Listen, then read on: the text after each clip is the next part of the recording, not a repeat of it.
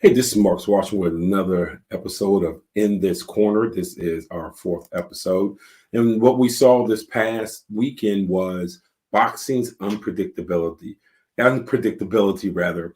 Teofimo Lopez was upset losing all his battles, losing to Kambosos Jr., with the official scorecards being 115, 111, 115, 112, both for Kambosos, and a 114, 113 for Lopez. I really do think that at some point that Lopez thought maybe he could steal a draw out of this. When he saw there was going to be a split decision, he thought maybe, hey, I could walk away and kind of steal one. And that just was not the case. Lopez in the first half of the fight just looked like he was looking for a quick knockout. He wasn't an active guy. He kind of stood there. He was trying to load up on one punch. Kambosos just kept coming at him and coming at him and coming at him. And he fought an intelligent fight. And I think if you watched the fight and didn't score it, you would say very simply Kambosos won. Now, if you score it, I think that maybe there's an argument somewhere for maybe there was a draw. But let's be honest with you. Lopez did not want this fight. He came in there looking like a fighter who didn't want this fight. So he looked like a fighter who just wanted the fight to end as fast as possible, instead of understanding that he's coming off this long break and that he needed to be more active. He needed to be in better shape. He needed to have a more comprehensive plan. And the plan should not have been simply to hope to get a knockout in the first 2 or 3 rounds. And that cost him. The flip side of that was the fight later that night when Fulton fought Figueroa on Showtime, which ended up being a great fight. I mean, a great fight. I scored that fight. I had it 114, 114. I can understand if you had it for Fulton, as the official scorecards were 114, 114, 116, 112 for Fulton, 116, 112 for Fulton. So my opinion on that fight was very simple. I can understand that there are going to be rounds that can be scored either way.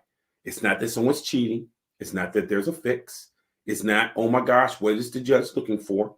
The one thing about boxing is that how we score rounds probably varies by the judge.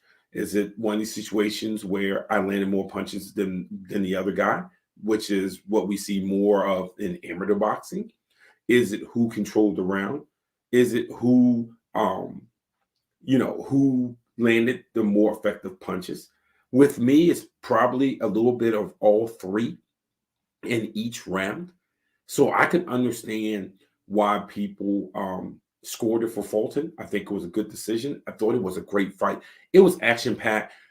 Referee did a great job of when to break, when not to break, when to make them work out of the break, so on and so forth. I just thought that Fulton was better, especially when he got distance. When he got distance on Figueroa, he dominated. And Figueroa dug to the body, and I do think he got credit for that. Now, on my scorecard, I really tried to credit Figueroa for his body work. But you know what? Fulton also worked to the body very well. And then he also worked to the head very well.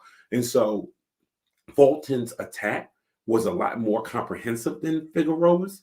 But again, it's not that I punished Figueroa for working to the body and then, not probably working to the head as much. And, sometimes some of those shots are missed and so on and so forth. I scored it for him. So I think the 114, 114 was the best Figueroa could get. And that's what I gave him. But I can understand anyone who scored that fight for Fulton. And he was a deserving win. And it did kind of bother me after the fight that Figueroa kept interrupting the interview, and I was robbed.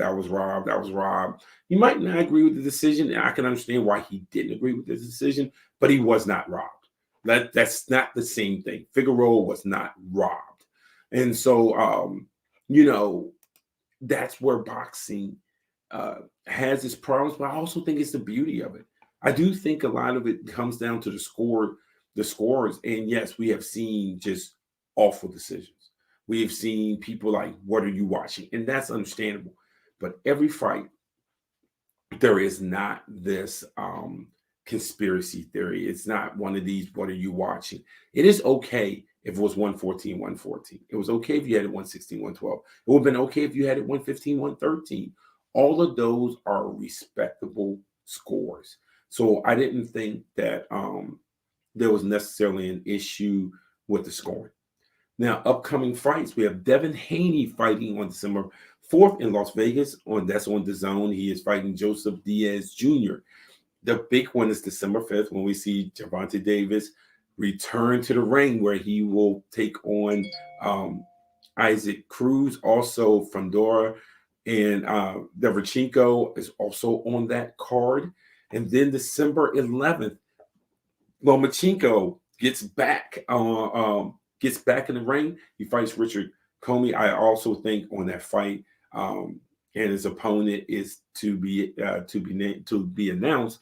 But Xander Zayas will be on that card, and so is Nico Ali Walsh, and we'll be back in New York. So there's some great upcoming fights after a great weekend of boxing. Like I said, that's what makes boxing so great. Is there are times you have this unpredictability, and it was very unpredictable weekend. Two great fights. Kambosos has made it clear now that he's the one who's strapped up. His next opponent is going to have to come to Australia. We'll see if that actually happens.